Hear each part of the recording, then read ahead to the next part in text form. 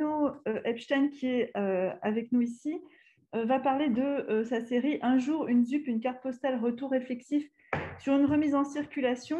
Alors, Renaud Epstein est maître de conférence en sciences politiques à Sciences Po Saint-Germain. Il est spécialiste de la politique de la ville et a notamment publié « Rénovation urbaine, démolition, reconstruction de l'État » aux presses de Sciences Po en 2013. Son travail consiste également sur Twitter à poster chaque jour une carte postale d'une ZUP depuis 2014. L'étendue du projet en fait un projet à la fois de recherche et un projet conceptuel. Et c'est donc un projet qui va se retrouver remédié, c'est-à-dire trouver un nouveau média sous la forme d'un livre prochainement. Et Renaud, nous allons donc écouter ton intervention sur ce travail que tu mènes depuis plusieurs années et qui touche à l'iconographie des zones urbaines que tu connais bien. Merci Magali. Oula. Bon. Voilà, donc je vais partager mon écran, faire disparaître ce fond. C'est dommage parce que ça donne l'impression d'être depuis une sorte de maison de famille en Sologne, comme certains de nos collègues ont pu le faire pendant cette période de confinement. Donc, hop, voilà. Donc, écoutez, merci pour l'organisation de ce colloque. Alors, je me sens un peu décalé ici parce que moi, comme Magali l'a dit, je ne suis pas spécialiste d'études visuelles, d'études littéraires. Je travaille je fais de la sociologie de l'action publique appliquée aux politiques urbaines. Et mon degré de connaissance et de réflexion sur les questions visuelles est pratiquement nul, comme vous allez pouvoir le voir. Et donc là, pour une fois, je vais me retrouver dans un colloque, non pas à proposer une analyse, mais à faire un récit d'expérience. Et puis, par ailleurs, deuxième chose, est une expérience assez singulière pour moi, c'est-à-dire que, étant politiste, allant dans des colloques de sciences politiques, parfois de sociologie, je suis habitué à faire partie du groupe majoritaire, et je dois dire que se retrouver dans un colloque à être le seul mec pratiquement du programme, c'est une expérience. L'expérience minoritaire est toujours une expérience enrichissante, et voilà, merci de me donner l'opportunité de. Donc voilà. Ceci étant dit, hein, c'est quand même intéressant pour moi on le sait, mais sur la répartition genrée des disciplines scientifiques, c'est quand même bon. On a beau le savoir, en faire l'expérience, c'est toujours intéressant. Voilà, donc je vais vous raconter très rapidement, je vais vous raconter comment j'ai été amené à développer une collection, même si je ne l'ai pas pensé dans ces termes-là initialement de cartes postales, comment j'ai été amené ensuite à la remettre en circulation et essayer de vous donner à voir ce que ça a pu produire ensuite dans l'espace un peu particulier qui est l'espace des réseaux sociaux, en l'occurrence de Twitter. Et je vous présenterai une amorce d'analyse que je suis en train de faire sur l'écho qu'ont pu avoir ces cartes postales sur Twitter. Malheureusement, la période, comme vous le savez, pour tout le monde a été un peu compliquée ces derniers temps. On a beaucoup de projets. Celui-là, je n'ai que des bouts. Je n'ai pas pu aller aussi loin que ce que je... Bref. Alors, le point de départ de cette collection, pour moi, je faisais mon mémoire de DEA, donc ça remonte de dire DEA. Je le faisais j'étais à Roubaix, puis ensuite dans mes premiers travaux, après, par exemple, à côté d'Elbeuf, à Saint-Étienne-du-Rouvray, j'allais prendre des rendez-vous avec des acteurs, travailler dans les quartiers, et vous savez comment c'est qu'on fait on arrive en avance, on s'emmerde, donc on va se poser dans un café, voilà, donc j'allais me poser dans les cafés pour attendre, et dans les cafés, à l'époque où il y avait encore des cafés dans les cités, il y avait souvent un petit présentoir, un petit tourniquet de cartes postales. Regardez, et puis on trouvait des cartes postales comme celle-là des cités. Je trouvais ça, à l'époque, marrant, intriguant. Donc j'en achetais, j'écrivais aux copains. Puis j'en ramenais une comme ça, au même titre que toutes les documentations que je récupérais dans mes terrains. Et comme il se trouve que j'ai fait ma carrière, alors avant d'aller faire une thèse, un peu tardivement, j'étais consultant, j'allais je sillonnais la France des grands ensembles pendant toutes les années 90. Je sillonnais les cafés, etc. Et puis je me suis mis comme ça. Quand j'arrivais dans un quartier, je faisais le tour des commerçants quand il y en avait, et je trouvais toujours une, deux cartes, je les prenais. Puis je me suis un peu pris au jeu. Et puis quand je passais devant un vide-grenier, une brocante, j'allais fouiller. Et quand je trouvais une carte comme ça de grand ensemble, ou sans que ce soit toujours des grands ensembles. Je ne vais pas rentrer dans les questions de définition ZUP, grands ensembles, comme la production de logements sociaux des années 50 aux années 70 j'achetais. Et puis, je me suis mis à accumuler ça. J'en faisais rien de particulier. Je ne les classais même pas. Et puis, arrivé 2003, loi Borloo, une grande politique nationale de démolition des grands ensembles. Le grand programme urbain des politiques urbaines françaises depuis les années 50. On a mobilisé 50 milliards d'euros. 50 milliards d'euros depuis 2003 pour démolir ces grands ensembles. 500 quartiers touchés. Et moi, c'est à ce moment-là que, par ailleurs, vous avez de raison sur laquelle je ne reviendrai pas, j'ai décidé d'arrêter de ma vie de consultant et de me lancer dans une thèse qui portait justement sur la rénovation urbaine. Et en même temps que je faisais mes enquêtes de terrain sur ce changement dans les politiques urbaines, je me suis mis à accumuler de façon beaucoup plus systématique des cartes postales avec l'idée que je me suis formulée progressivement de documenter par la carte postale cette politique, en tout cas aussi de garder des traces d'un monde urbain qui était en train de disparaître. Et donc, ce qui a été quelque chose que je faisais de manière complètement épisodique au gré des vides-greniers, je me suis mis à le systématiser, alors d'autant plus que j'ai découvert l'existence d'une place de marché de la carte postale, un site sur lequel on trouve tout, Delcamp, et donc voilà, je passais mon temps à aller en acheter. Alors, puis je continue. Là, maintenant qu'on passe nos journées en réunion Zoom à s'emmerder, moi, pendant les réunions Zoom, de temps en temps, je vais sur Delcamp. Comme ça, je vais m'acheter quelques cartes. Je suis désolé. Oui, bon. Mais ça occupe, c'est sympa. Bon, voilà, maintenant, j'en ai accumulé. J'en ai plus de 3000 désormais de ces cartes. Depuis 2014, je me suis mis à aller, non simplement à les accumuler, mais aussi à les rediffuser. Et donc, chaque jour, quotidiennement, depuis 2014, je fais un scan d'une carte que je poste sur Twitter, toujours avec le même message. Un jour, une ZUP, une carte postale, le nom du quartier, entre parenthèses, le nom de la commune. À partir de 2017, comme j'avais quelques cartes l'équivalent de grands ensembles construits dans d'autres pays, alors essentiellement en Europe de l'Est, mais pas exclusivement. J'en ai même une ou deux d'Amérique du Sud, surtout du Venezuela, mais même aussi un peu de Brésil. Le week-end, comme ça, j'ai rajouté, en plus de la carte postale française, une petite carte postale de voyage avec un autre pays, en rajoutant juste un hashtag week-end, comme ça.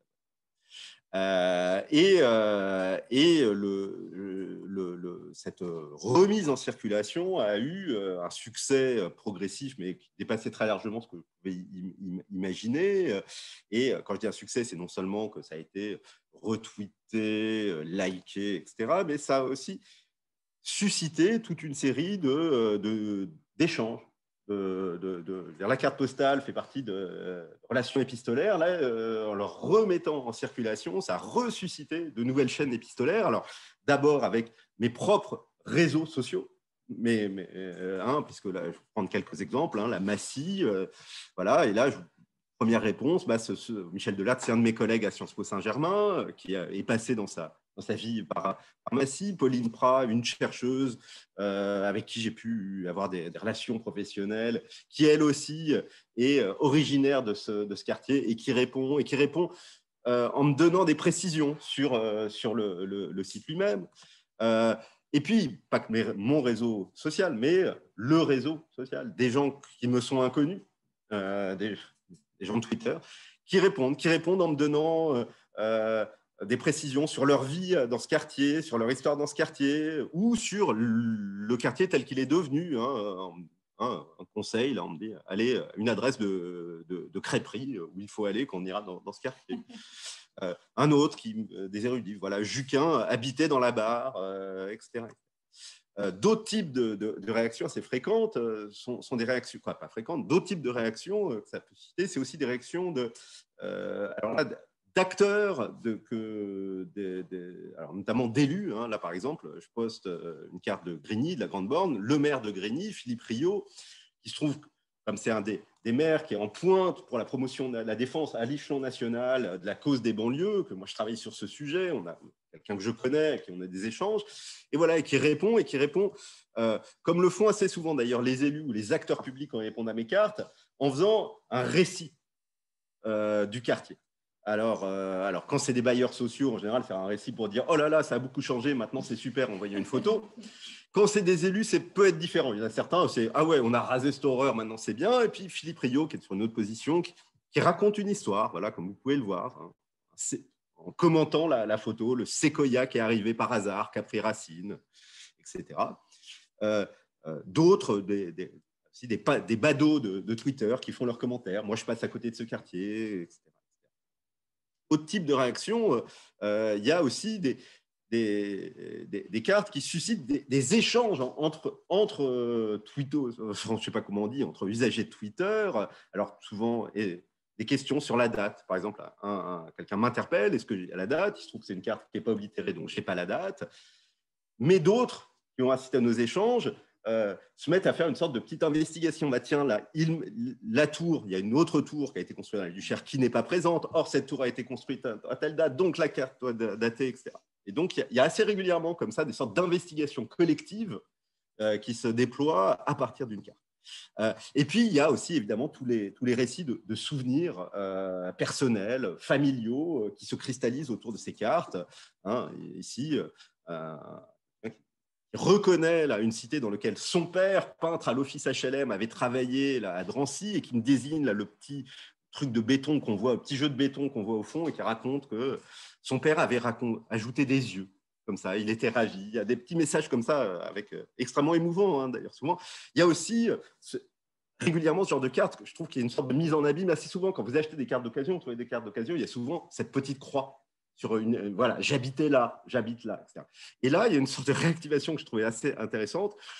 Je poste cette carte des Grésilles à Dijon et une utilisatrice qui me... Alors là, elle ne fait pas la petite croix, elle fait l'équivalent de la petite croix à l'ère du numérique. Hein, la flèche, mes grands-parents habitaient là. Ou toujours sur ces chaînes mémorielles dans l'histoire familiale, hein, une carte de Rouen où un utilisateur adresse le message à un autre utilisateur, visiblement ils ont un lien, je ne sais pas s'il est familial, de parenté, et l'autre utilisateur qui répond « ça m'a fait plaisir à ma mère », donc j'imagine qu'il a reçu le message, qu'il a été montré à sa mère, et sa mère, voilà. Donc on a comme ça des chaînes, et puis on a évidemment aussi des réappropriations dans le cadre des rivalités de quartier assez traditionnelles, hein, quand il se trouve parce que là c'est souvent des commentaires des habitants du quartier, notamment des jeunes habitants des quartiers représentés, wow, ça a changé, ce que vous voulez, et puis évidemment, quand un quartier qui renvoie à des rivalités, ça peut donner lieu à ce genre de message sur la consanguinité bourguignonne. Enfin, il y a d'autres choses aussi, des rencontres plus étonnantes pour moi. Bon, il y a souvent des commentaires de personnes que je ne connais pas qui arrivent sur Twitter. Et comme ça, j'ai vu arriver un jour dans ma timeline, en avril 2018, les commentaires, d'abord un peu épisodiques, puis réguliers, quasiment quotidiens, d'un homme que je ne connaissais pas, moi, à l'époque. Je suis désolé, hein, qui s'appelle François Brunet. Bon. Et qui faisait des commentaires que je trouvais intéressants. Donc voilà, je likais comme je likais. Et puis je voyais que souvent ces commentaires, il y avait des gens qui commentaient les commentaires, qui répondaient. Je me suis dit, bon, mais c'est qui ce François Brunet? Et puis bon, voilà. Donc j'ai trouvé, d'accord. Et puis j'ai découvert François Brunet. Et François Brunet, qui est donc, vous savez mieux que moi, alors je ne sais pas d'ailleurs comment vous définissez, spécialiste de l'histoire visuelle, je ne sais pas comment vous le définiriez, faisait des commentaires. En fait, il s'est pris au jeu.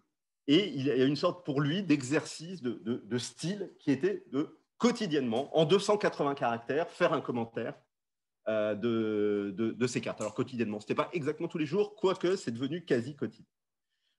Et des commentaires qui étaient souvent lumineux, intéressants, des bons, des moins bons, évidemment, comme toujours. Hein, et ça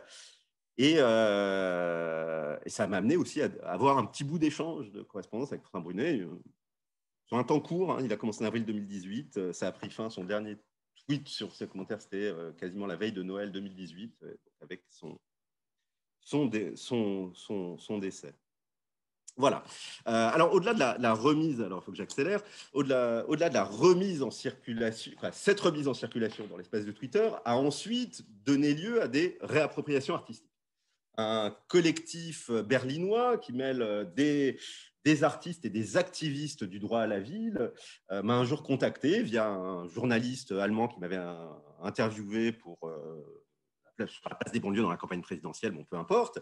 et qui me dit, voilà, par ailleurs, qui nous a mis en relation, et ces artistes se sont saisis de ces cartes postales et ont, dans le cadre d'une exposition qui faisait sur le droit à la ville et les mouvements socio-urbains dans les grands ensembles de Berlin-Est, ont tiré un vaste papier peint dans lequel, comme vous voyez là, il repartait des tweets et des réponses que ça avait suscité. C'était une belle exposition. Et puis, on va aller jusqu'au bout de la mise en circulation. Moi, j'étais à Berlin pour la vernissage de cette expo. Je fais un tweet, on mettait ça avec les photos de ce qui se passait. Je reçois un message d'une inconnue qui s'appelait Magali Nachtergael qui me dit « Ah, mais c'est intéressant. Voilà, il se trouve que moi, j'organise une expo à Arles sur la carte postale. Est-ce qu'on pourrait… » Bon, et on a eu un bout d'échange, et ce qui fait que ce papier peint ensuite a circulé. Il a été exposé dans le cadre de l'exposition que vous organisez toutes les deux à Arles. Et dans le prolongement de ça, des visiteurs d'Arles m'ont contacté, notamment un think tank qui s'appelle Ville en commun, qui organise maintenant, dans le cadre de la Biennale d'Archi de Venise, dans le cadre de quoi, des expositions du pavillon français. Il y a on a organisé une session, donc ça va être pendant 3 jours, avec des travaux d'étudiants, d'étudiants de 4 villes françaises et de 4 universités françaises et de 3 universités européennes. On a monté un projet où tout le monde travaille à partir des cartes postales. Chaque groupe d'étudiants et disciplines très, très différentes font des projets dans leur ville à partir des cartes postales.